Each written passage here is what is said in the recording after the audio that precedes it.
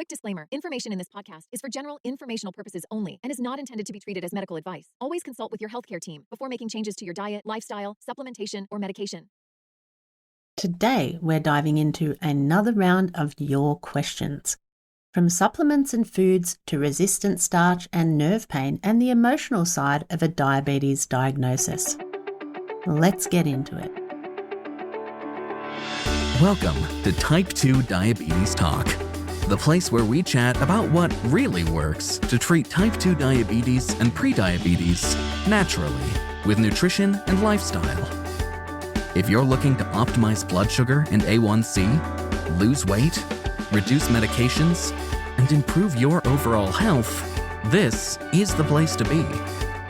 Now, here's your host, Type 2 Diabetes Nutrition Specialist, Dr. Jedha. Hello, wonderful people. Dr. Jedha here, and welcome back to episode 128. Today is another listener Q&A episode, and as always, I've rounded up some fantastic questions people have submitted or left on the DMP blog. We'll be talking about whether berberine should be cycled, how many legumes you can eat on a lower carbohydrate diet, whether resistant starch really lives up to the hype, covering food questions, nerve pain and metformin, and sharing the real struggles of a new diagnosis and some of the emotional side of diabetes. So let's jump straight in. I want to begin with Cheryl, as I know many of our listeners and subscribers will relate to her situation. Cheryl said, "I just found out that I am type 2 diabetic. I keep blaming myself. I always walked every day and ate what I thought was healthy. I rarely have desserts. I have PCOS, and I also have family members who have type 2 diabetes too. Not all are overweight. I've been sent to a dietitian and diabetes educator. I have been told I am obese by my doctor. I have changed my lifestyle just this week alone. It's so hard."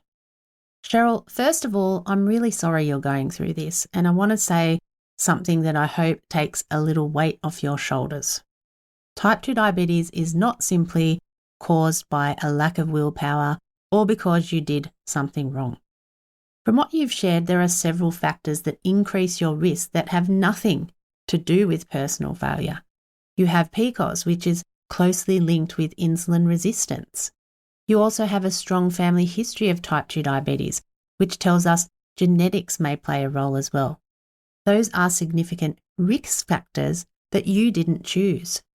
I also hear this all the time, but I thought I was eating healthy. The challenge is that many foods we've been told are healthy, whole grain bread, breakfast cereals, rice, pasta, potatoes, fruit juice, even large amounts of fruit, can still raise blood sugar significantly in people who are insulin resistant. So you may well have been following advice that simply wasn't the best fit for your body and perhaps changes that were occurring in your body. Being told you're obese can also feel very confronting, and it can be hurtful depending on the delivery that you received by your doctor. I encourage people not to see weight as a personal flaw. In terms of weight gain, there can be many underlying factors and processes at play, so please don't think of this as a personal flaw. One amazing thing you've already done is you've already taken the hardest step. You've decided to make changes. And that can feel overwhelming in itself in the beginning. It's normal to feel that way, but you don't have to change everything overnight. What I know from many, many, many years of working with people is that small, consistent changes really do add up. And you only have to listen to members who have shared their stories on the podcast to see that this is true. It's just about taking small, positive steps forward every day. And one thing I'd also say is to keep an open mind when you meet with a dietitian or a diabetes educator. There are many excellent health professionals, but recommendations can vary quite a bit. And if you're advised to eat a higher carbohydrate diet, which can even be common with dietitians and diabetes educators, and you find your blood sugars remain high, don't assume that you've failed, because different people respond very differently, and many people with type 2 diabetes find the recommendations that they've received from dietitians and diabetes educators aren't always helpful. We do have a clinically proven program and lots of support to offer, so if you ever need it, please do consider joining us as a member. Most importantly, Cheryl, or anyone else in a similar situation, don't lose hope. I've worked with thousands of people who started exactly where you are today, scared, overwhelmed, and blaming themselves. And many have gone on to lower their A1C, lose weight, reduce medications, and some have even achieved diabetes remission.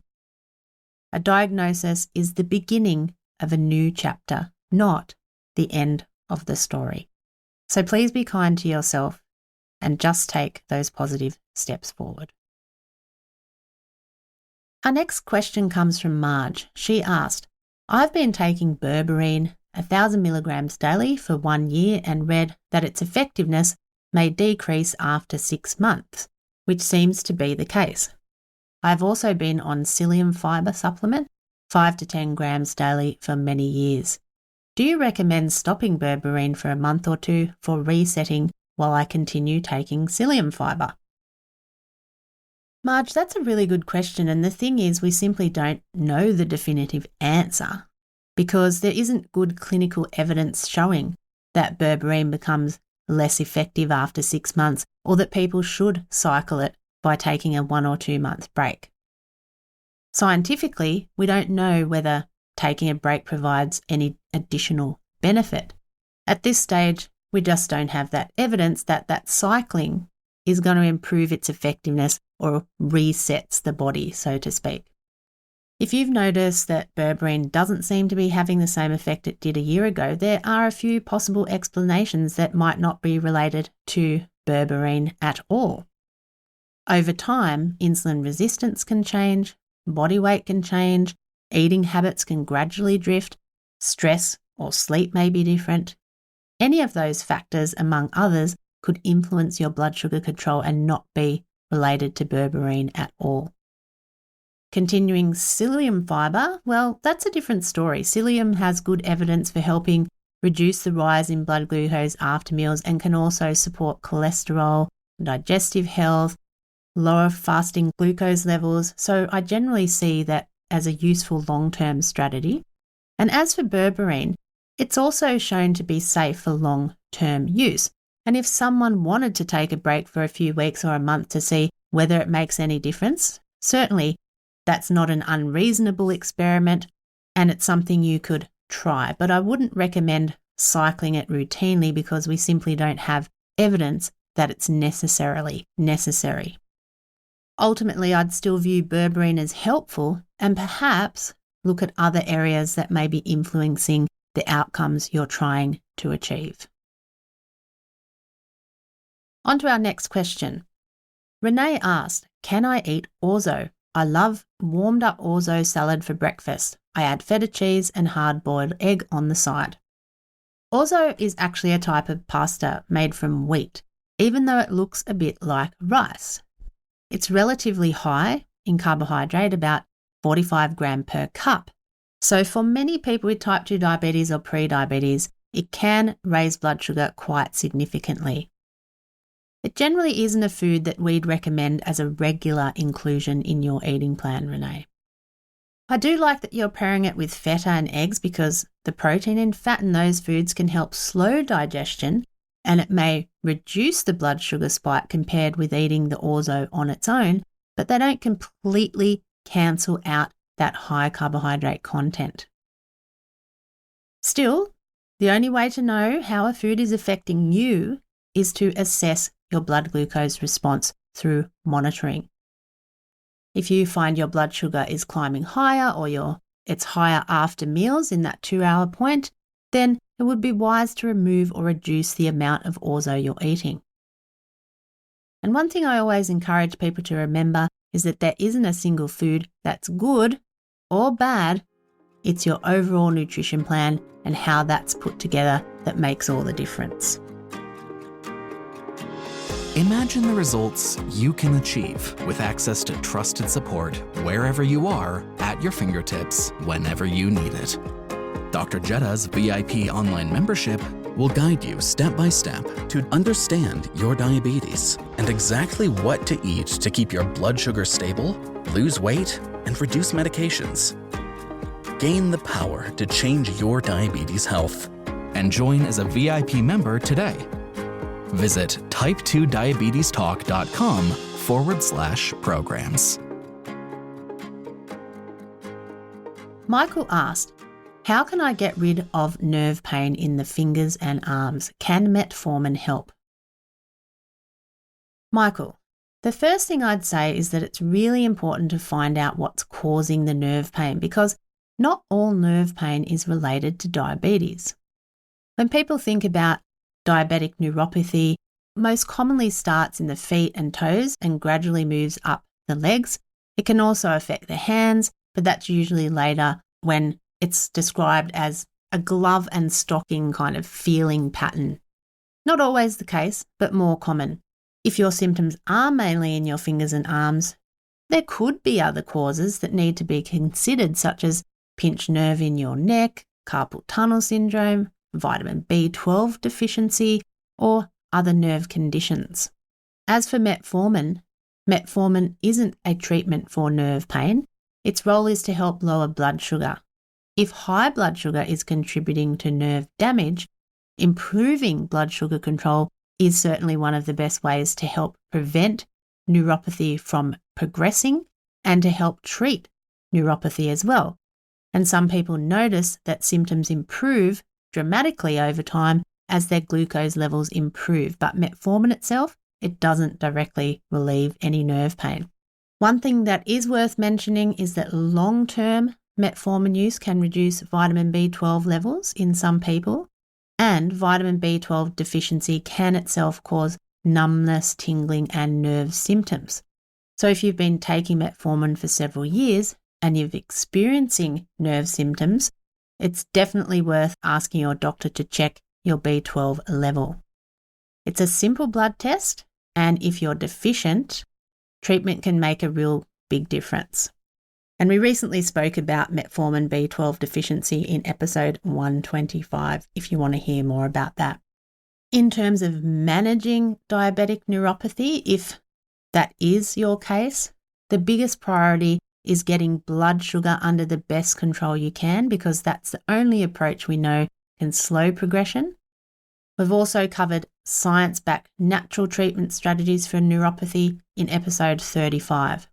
And there are also medications that can help reduce nerve pain if it's confirmed to be diabetic neuropathy, but they don't treat the underlying cause. They're aimed at reducing the symptoms.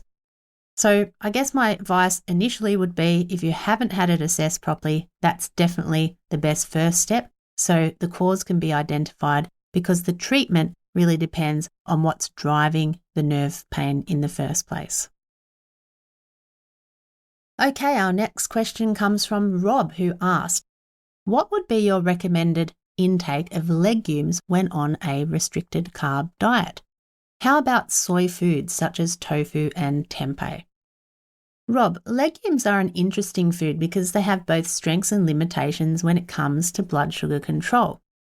They provide fibre, resistant starch, vitamins and minerals, and certainly compared with refined grains like bread, rice or pasta, they're generally a much better choice for blood sugar and overall health.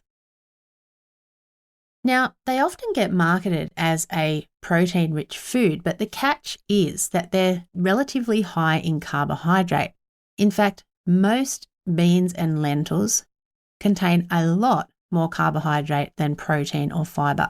So portion size really matters if you're working toward lowering blood sugar and A1C levels using a restricted carb diet. Legumes can certainly fit within that type of diet plan. The one that we recommend too in the T2 diet program, legumes definitely fit. And for most people with type 2 diabetes or pre-diabetes, we generally suggest limiting most legumes to about a quarter cup cooked as part of a meal rather than making them the main component. And then you can build the rest of your meal around protein, healthy fats, and plenty of non-starchy veggies. Soy foods, on the other hand, are a little bit different. Foods like tofu, tempeh, edamame, and soybeans are much lower in carbohydrate and higher in protein when it comes to legumes. So they're a much better option to include in a blood sugar-friendly eating plan. Tofu and tempeh in particular can usually be enjoyed more freely as quality protein sources, along with edamame and soybeans, etc. At the end of the day, there's no one-size-fits-all answer. If you use a CGM or check your blood sugar after meals, let that guide the way. Because some people tolerate different serving sizes of lentils or chickpeas very well, while others see a much bigger rise in glucose and choose not to include them at all. But our general rule is enjoy legumes in moderation, keep portions modest, and you can choose those soy-based foods a little bit more frequently. All right, Debbie asked, I've been eating resistant carbs. My glucose does not spike. What are your thoughts on this, doctor? Well, Debbie, resistant starch is a really interesting area of research. Resistant starch isn't fully digested in the small intestine, so it tends to produce a smaller rise in blood glucose and can also feed beneficial gut bacteria. So if you've found that eating resistant starches doesn't spike your glucose, then that's great. It suggests your body is tolerating those foods well. Having said that, I wouldn't assume that because a food contains resistant starch, it's automatically free from affecting blood sugar levels. And this is particularly important for everybody else listening, because the amount of resistant starch can vary depending on the food and how it's prepared, and everyone responds differently. We spoke about this in episode 66 in regards to potatoes. Cooking and cooling potatoes before eating them increases their resistant starch. However, we looked at studies that showed there may be some potential impact on insulin sensitivity. That's a good thing, of course, but it does not lower postprandial blood sugar in most people, so that's something to keep in mind. If anyone else is interested to learn more about this, listen to episode 66. But overall, what I'm saying here is that while cooking and cooling certain foods can increase their resistant starch, it doesn't necessarily make them better for blood sugar in everyone. So in terms of you, Debbie, if your glucose stays in your target range, you enjoy those foods and they fit within your overall carbohydrate goals, then they can certainly have a place in your eating plan. But keep letting your blood sugar be your guide. And for anyone else who wanted to try that strategy, also as well, let your blood sugar levels be your guide. Okay, on to our last question, or well, Harriet didn't ask a question, but actually made a comment on an article we shared on dealing with high blood sugar.